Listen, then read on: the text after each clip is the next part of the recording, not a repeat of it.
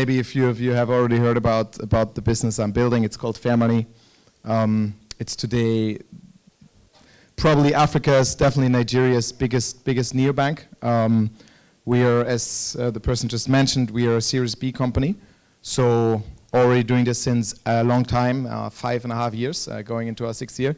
And yeah, as excited as ever about what we're building. So I'll tell you a bit about it. I guess few of you might already have heard the name, what we're doing. But the very simple download of what Fair Money is or the way I explain our mission is actually quite simple. When I meet people that don't know about our company, I tell them, if you take a random person in the street in anywhere outside of Africa and you ask them to close their eyes for 5 seconds and tell me what comes to mind when you think about Africa, tell me the first 2 words. There's always, you know, I've heard a lot of different things, but usually these things are not very positive, right? I'm hearing stories about poverty, migration, these kind of things. And what I always explain to our investors and my team is, our mission is actually to change that. And our mission is basically to build the African money story, right? And we've been on it for almost 6 years now. We've been, as I mentioned, Series B. And the product that we are building is easy to explain as basically a credit-led neobank. We've started really as a micro lender in 2018, early 2018. And the approach that we took is very close to maybe what you, if you're familiar with a Nubank or Tinkoff Bank in Russia or Brazil, it's quite close to that. So we started as a micro lender. We underwrite credit for customers, and then we onboard the customers, give them other financial services, payments. We provide them with a debit card, and we also have a deposit-taking license. So we offer them fixed income products. We offer them fixed deposit products. We offer them overnight accounts. So you can really think of us just as any other bank, just the fact that we don't have any offline strategy for now. So we don't have branches. We all do everything online. Yeah, and that's basically what we do recently, and that's also the reason why we actually came to Egypt. We started a more inorganic strategy. So we are acquiring businesses, and the last business that we've acquired is in the merchant acquiring space, where we basically started to build a very close, very close to maybe what you see in Egypt with a Fari or with a PayMob. So we offer merchants a POS device, help them to accept payments, and then offer them bank accounts and also finance their working capital. Their working capital needs. So that is in Nigeria. We are today 100% Nigeria focused and based. But currently our strategy is actually to expand outside of Nigeria. Yeah, maybe a bit. I think I was asked to sort of explain a bit how we started and what makes Fair Money what it is today. So usually when I meet founders, I always explain them the way how we build the company is a very iterative process. So we are not sort of consultants building some slides and thinking that this would work. We always think about the next small hypothesis that we would like to verify. And so you see a few pictures. So from when we got started, we actually tested the markets. In Nigeria particularly, we actually tested the market for quite some time. So we built a landing page that explained, okay, you can take a loan here, and then looked at sort of CAC versus LTV, tried to verify the hypothesis that actually people in Nigeria even interested in any kind of consumer finance solutions. And that all of those pictures, like the product, I mean, you can see it, it's a very simple product. That was 2017. And that is also from 2017. So we started the company really defining some of our hypotheses. What do we need to believe for this to work? Can we build a bank in Nigeria? Is there the right financing in place? Can you do it from a regulatory point of view? Do we have the right skill set to do it? So that slide is 6 years old. And basically over the first year, we only spent our time to verify that we can do point 1 to point 7. That was all of our time, so we didn't start from a very sort of high-level view. We started from really the bottom. What do we need to believe that this can be a big company over time? Can we raise money, and so on and so forth, right? And yeah, then we sort of started very, very simple. So one thing you need to know about the business, right, when you think about it backwards. So today the business has 600 employees. We do over 150 million in annual revenue. We are profitable. It's a big business. Yeah? We've raised over 100 million euros So it's a big business, but how we started was on Typeform, right? So that's a Typeform from 6 years ago where you can basically just see people sign up for our app, and I was sitting behind Typeform on, on the screen and basically underwriting the loans myself manually on some Excel sheets, right? So today we have almost 40 people in our data science team underwriting statistics, but it always starts like that, and it started like that for us really.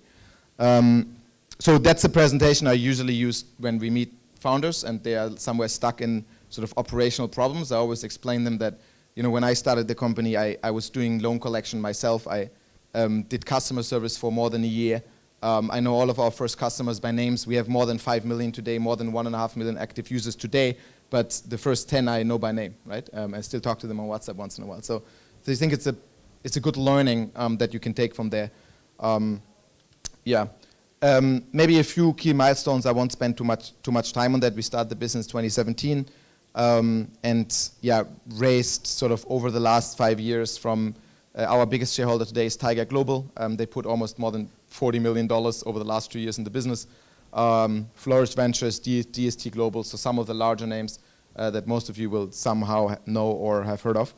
So a few things that I believe make the company specific and special that you will not probably find a lot in the average fintech that you speak to today is that we have reached some sizable scale, so more than 1.5 million MAUs, more than 5 million customers registered, more than 12,000 merchants, make around 12 million euros a monthly revenue, 5.5 million gross profit, so it's a big business, a sizable business, but we are also still running the business profitably. So we, even though not in the millions, but we make a few 100,000 bottom line profit every month, and that's the reason why I believe that overall, the way we have built the business and we think about company building is quite special and specific to our company, which we attribute a lot of the success that we have to today.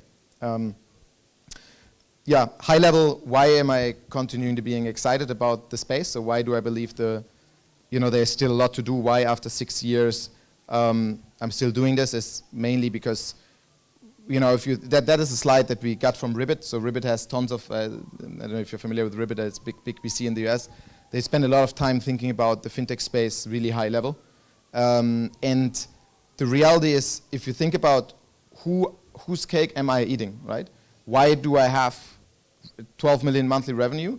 And who had that 12 million monthly revenue before I had it, right? There's two options, either no one and I'm creating a market, or I'm eating someone else's cake, right? And so what we believe we have been doing over the last couple of years is we are really eating to the incumbents' market share. And you see that on the slides very, very well, right? That's why I like to use it. So you see the old Darth Vader sort of star. That was in 2012 when Ribbit started to invest in fintech. These guys made around 19 trillion in revenue, right? So this is all banks' market cap in the world together in 2012. Then if you look later, as I think the second number is from sort of 2018 or so, you see that 10% of that revenue, 1.8 trillion, moved to people like me, right? Or like whoever you talk to, Flutterwave, in the African context, Paystack, any other, MTN Halal, I think they're called MNT Halal. So all of these guys, we are eating into what the banks have been generating in revenue previously. And the point why that's important is there's still 90% to eat, right? So everyone that doesn't believe that there's a big sort of market opportunity in African fintech, I always ask them to just open their mobile bank of the bank they're currently using, or go to some merchant that uses a POS terminal from a traditional commercial bank, and ask the vendor, how happy are you with the service? How happy are you with your commercial bank? And out of these 19 trillion, there's around 6-7% that comes from Africa. And I believe that there's still a lot of revenue to make for fintech in Africa. Yeah. Where we are today, I think I give a bit of like a download of sort of where we are. Around 600 employees. We employ people, I think, across like 18 markets or so. So we have offices in Istanbul, Berlin, Paris, Latvia. We have employees in the US, South Africa, Nigeria, obviously, and a big office in India. So since the very beginning, we really I believe in knowledge arbitrage. So what I mean with knowledge arbitrage is the African fintech sector is generally, if you want to hire, for example, someone that knows how to do automated underwriting, so statistic-based underwriting, you will not find that person in Africa, right? Maybe in South Africa, but generally you will not find that person in Nigeria, or from what we see, even in Egypt.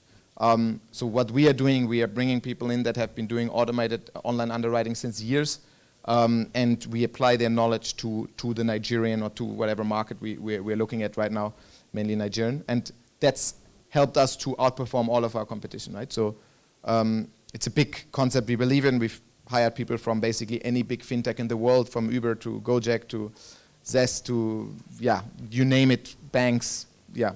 So it's been really a big part of our thesis of how we think about the African opportunity and how to capture it.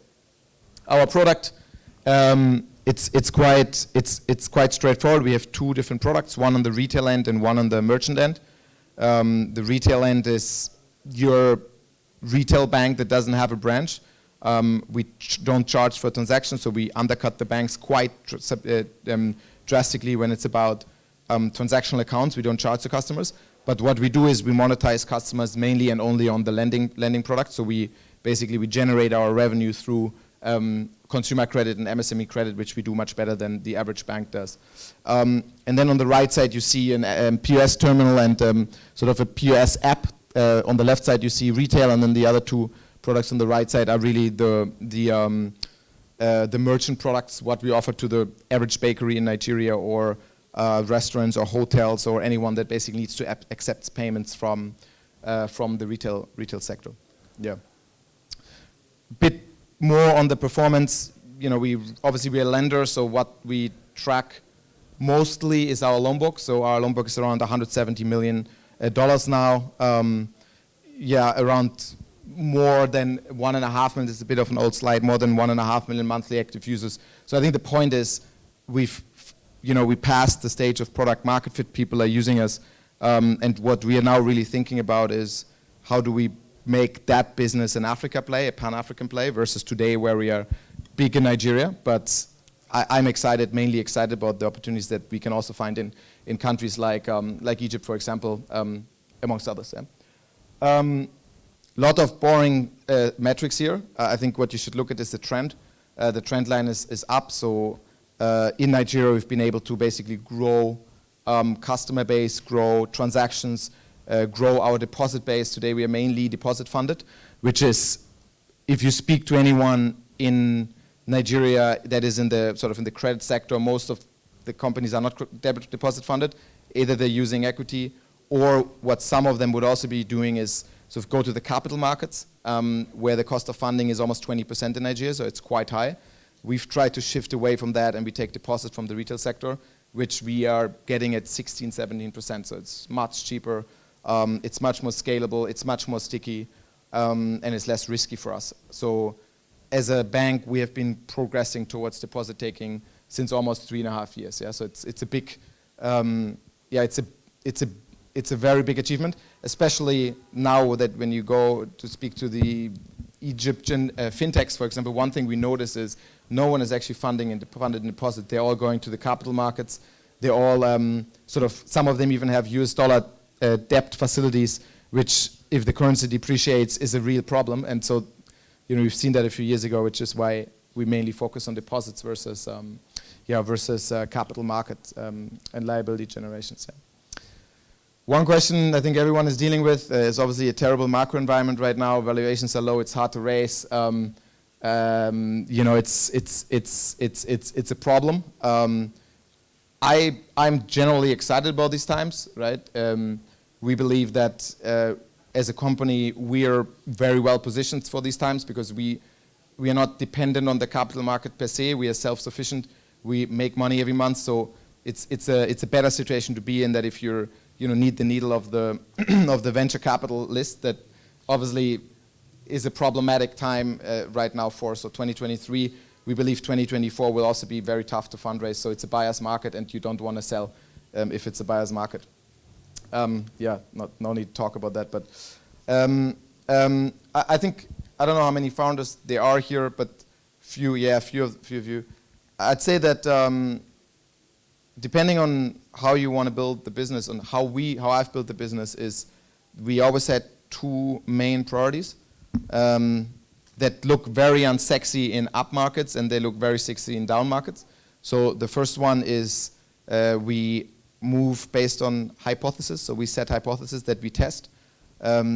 and we don't work from predefined assumptions, right? So to bring a bit more color to that, what it means is we didn't come to the market and said we are building the X of Y. We're not building the Revolut of Nigeria or Africa. We're not building the Uber of whatever, right? We're not using comparables in what we build because it's easier for investors to understand comparables, right? It makes their job easy and it makes you easy to understand. But the downside, you would not build your product based on the market needs, right? You build your products based on what some VC thinks you should be doing versus what the market needs. And that is very smart sometimes in the short term because it buys you ease of understanding for investors. But if you actually need to build a product that you've sold previously that doesn't sell in the market, you're then screwed, right? So we've really been focusing our product efforts on what does the customer need, what is the next step for the for us to build for the customer versus are we building the new bank of Nigeria also, right? So and by the way, any one of you that has been in this business for some time, I'm doing this now since almost 10 years, I had another business before, is you see people that are very sexy in 2017, 19, 2021, and suddenly you don't hear them anymore. Think about a Chipper Cash, for example, like all of us have been seeing what they're doing because they say they build a Revolut of Africa, but the reality is Revolut of Africa doesn't work, right? We are sitting on currencies that are way too volatile. We're having a different regulator everywhere in every single country. So our learning in-house is, don't sell what the investors want to hear, sell what the customer wants to get. Even though the capital market might not understand that, right? It's a bad short-term decision, a very good long-term decision. The second thing I would say is we've always been extremely focused on profitability. Since 2019, we were actually profitable year over year. And also that is less sexy in up times because everyone wants you to burn more and be more aggressive and be more bullish. And there's 1,000 words for saying the same concept of being less rational with the approach of how you spend your resources. We always try to do the opposite. So our first, maybe also because we are credit guys, we spend most of our days looking at numbers and cohorts and so, but we've always been extremely focused on unit economics. We always made money. We never offer a product that doesn't make us money. And if we do, then we know how this product helps us to sell some other products that don't make money. This is a very, very big differentiator, which helped us also in our local context to be the only fintech that actually is profitable, right? So these two are the learnings we've sort of learned in the last year that this is important. It was part of our culture, and now we're actually realizing if you look of the company history of a cycle of 5 years, it always pays off. That's my current thesis, profitability. And hypothesis-based building always pays off. It's smarter than burning through your cash quickly. It's smarter than selling the investors what they want to hear. It's my humble opinion. So where do we want to go? I mentioned in the beginning. There's a reason why we are here. We are so our overarching hypothesis of where Africa is going to go. My hypothesis is that we've been thinking a lot in terms of country plays. So we are building, a digital bank in Nigeria. We're building a merchant bank in Nigeria, and that's what you also see on the slides. This is our current business. So we have a Fairmoney product, a retail business, Crowdforce, which is a merchant acquirer that we recently bought. So we have a retail business and we have a merchant acquiring business, right? And so we think of the business as different ecosystems that have synergies that we run parallelly. Sometimes we merge them, sometimes we don't. And that is a Nigeria play, right? What you see there is a Nigerian planet. We actually believe that, especially in the next 2 to 3 years, there's going to be a lot of consolidation. So I believe that the smarter way of approaching venture building over 2023 and 2024 is buying code, not building code, right? So code that has been built in the last 3 years came at an extreme premium, right? If you go to your next competitor that's venture funded, he's going to tell you, I want my revenue times 20, right? So that's my evaluation. Today, most likely, if you're the one profitable and he's not, he starts to sweat, right? So he has a runaway restriction. And so what that leads to is that he's now not wanting to have 20x for his business, but maybe he wants 6, right? Because there's no investor that wants to bankroll him, or less investors. And that we think about it as, how do we expand our ecosystem? Previously we built ecosystems, we build code, we build products. Now we buy ecosystems. So we buy existing businesses that we believe fit in our overall story, which is the African money story. which is helping any retail client, any merchant client to make payments, to borrow, just to engage with financial services.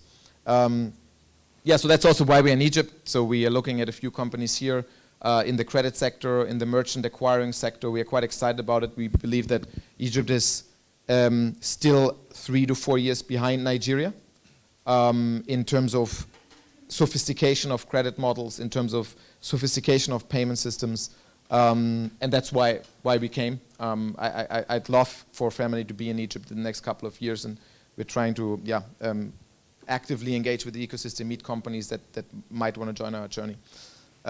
Thank you. Oh wow, that was really cool. That was like cool, like proper cool. So I'll give you the opportunity if you want to ask this fantastic young man over here, which is an amazing entrepreneur also, a couple of questions. We have time for that. Any questions? Yeah, I would ask. We see many new neobanks in every country coming out. And my big question is, what are the key success factors to scale as a neobank now? I heard that for you it's to fund the credit through deposits. Do you see any other? So I think there's two things, right? So first of all, I think the definition of a neobank is highly localized, right? So in Nigeria, the easiest way to build a neobank was really start with credit. Getting a deposit-taking license is possible. It's not impossible. It's relatively simple. It takes you 2 years, but then you can start taking deposits. Doing merchant acquiring is feasible because you can get a license within a year. So the journey of a neobank in Nigeria is you start with credit, then you start taking deposits, then you go into the merchant acquiring business, then you start to take deposits from them, then you lend to them. Right? That's the progression of a neobank in Nigeria. That does not in Brazil. It's very different in Brazil. Nubank scaled to 60 million clients by offering customers a credit card. They didn't take any deposits in the beginning. They started with credit card because the local consumer was already used to using credit cards. Every Brazilian has a credit card. So if you want to relate to the average Brazilian consumer, you don't go there and say, take a bullet loan that you pay in a month. They understand the different language. They understand, I want a credit card that's cheaper what I have today, right? So the real story in Brazil is you need to start with a credit card. In Egypt, what we're now learning is that the way to start a neobank in Egypt, if I would be running a neobank here, right, I would start this whole thing you forget. You start differently. In Egypt, building a neobank is you need to do KYC offline, right? So what does that mean? Most of the models that you see here start from the merchants and then go upwards, right? So you get onboarded by the merchant. You want to buy a fridge. The merchants makes you download some app that you then use to make payment, right? And then from there, this client has your app. He opens it once a month. It's hard to take deposits, so maybe the deposit is not the right next product, but it's easier to get a prepaid card. So you send that same guy a prepaid card that he then starts to use. You don't use the deposits to fund your book. Maybe you do a securitization scheme, which is much easier here, which is impossible in Nigeria, right? So there's no, I think I'm not a big friend of labels, because labels simplify things that are highly complex, right? The Egyptian neobank is not the Nigerian neobank, it's not the Brazilian neobank, and it's definitely not Revolut, right? It's nothing to do with it. So you need to separate. So that is one thing. I think you can still distill a few things that are important that we've learned over the years. Number one, payments in the retail space don't make money, right? So it's a bad product to run. It helps you to create stickiness. Users like it. You get data, but you don't monetize. So you need to do credit in one form or the other. You don't need to call it credit. You can call it differently. Doesn't matter. You need to do loans, right, to make money. Very simple learning. Few people over the last 3 to 4 years haven't understood that, and you would see them one by one take valuation hits and needing to do down rounds and so on. So credit is a must. It's not a nice to have. You can't build a smart credit model, which is you offload the underwriting risk from your balance sheet. If you do that, credit becomes less profitable, less scalable, you make less money, it doesn't work. So that's, and believe me, I'm not coming up with anything new here. That's just the fact. It's always worked like that. You can't build a marketplace. N26 in Europe try to build a marketplace with credit, so they try to have someone else do the underwriting, and they just take a small cut. Also doesn't work. Now after 4 years trying, they now moved loans on their balance sheet. So credit is a must, and you have to do it as a balance sheet lender. I don't believe it works differently. I haven't seen it worldwide working differently, so that's an important learning. And then the second piece is, since credit is the way you make money, there's no way around a scalable funding approach. So people don't think about how to fund a loan book, right? The reason why today in Nigeria we are 10 times bigger than the next competitor is not because we are 10 times smarter. It's only because we thought 10 times earlier than them about how do we fund a balance sheet, right? So we did all of the unsexy shit work over 5 years to get a credit rating, right? To get 2 credit ratings, to issue expensive bonds that then decrease over time in price, right? To then start to think about how can we compete with the banks on the retail deposit taking. So these are the 2 things that there's no shortcut. You need to do loans and you need to fund your balance sheet. If you do that, you'd be successful. If you don't, or you try to come up with some kind of shortcuts, you can't build a neobank. And then, yeah, neobanks means different things in different countries. There's no overarching way to do it. So you need to take the local specificities really into consideration. Yeah. Bam, mic drop. And that's how